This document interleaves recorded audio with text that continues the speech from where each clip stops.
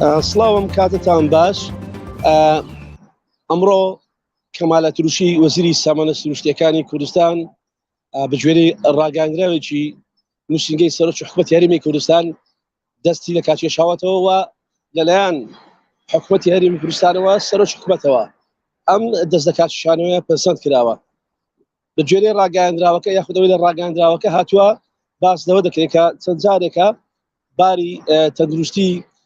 کەمالە تروشی تێک دەچێت و باش نییە، بۆیە ناتوانێت کارەکانی خۆی ڕایی بکات و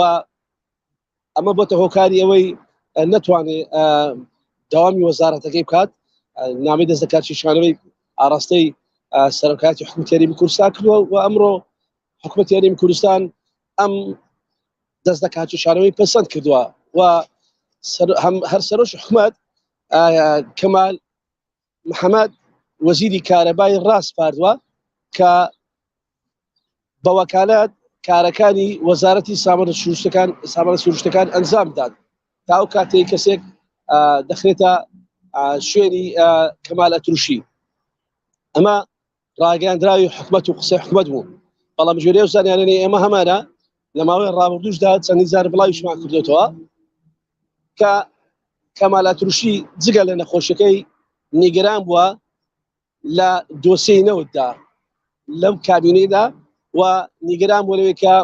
هیچ دەسەڵاتێکی پێنەدراوە و جۆرێک حساب نەکردنی بۆ ناکرد لەلایەن حکوومەتەوە، چونکە لە ماوەی ڕابردووشدا چەندین جاری دیکە کەمالە تروشی نامی دەست لە کاتێشانەوەی پێشکەشی حکوومەتی هەرێمی کوردستان کردووە و چەند جارش چۆتە دەرەوەی وڵات و باسی لەوە کراوە و زانیاری ئێمە هەمانە کە کەمالە تروشی ناتوانێت ڕاستەوخۆ کەسی یەکەم بێ وەکو وەزارەتی سامانە سروشتیەکان وەکو وەزیری سامانە سروشتیەکان مەلەفی نەوت و گاز لە هەرێمی کوردستان مامەڵەی پێ بکاتن یاخود بە ئاگاداری وردەکاری بێت، چکەم وەزیرە سەرەتای دەست بەکاربوونی بە جۆرێک قسەی کرد کە دەبێ دۆسیەی نەوت شەفاف بێ بۆ هەموو هاوڵاتیانی هەرێمی کوردستان و بەم جۆرە قسەی کرد کە ئەو لەم کابینەیەدا جیاواز لەگەڵ کابینەکانی تردا وەزارەتی سامانە سروشتیەکان بە جۆرێک دەخاتە بەرچاوی هاوڵاتیان کە لە هەموو وەزارەتەکان دەتوانم بڵێم شەفافتر دەبێت، بەڵام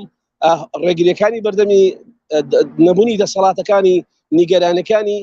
تا دوای لێ هات کە بەم بەیانیە زووە حکوومەت نووسینگەی سەرۆک حکوومەت لە ڕاگەاندراویشدا دەست لە کاتێشانەوەکەی قبول بکات و ئاماژە بەو کات کە نەخۆشە و لە شوێنی ئەو وەزیری با بڵێن کارەبا کەمال محەممەد بە وەکالەت شوێنەکەی بگرێتەوە.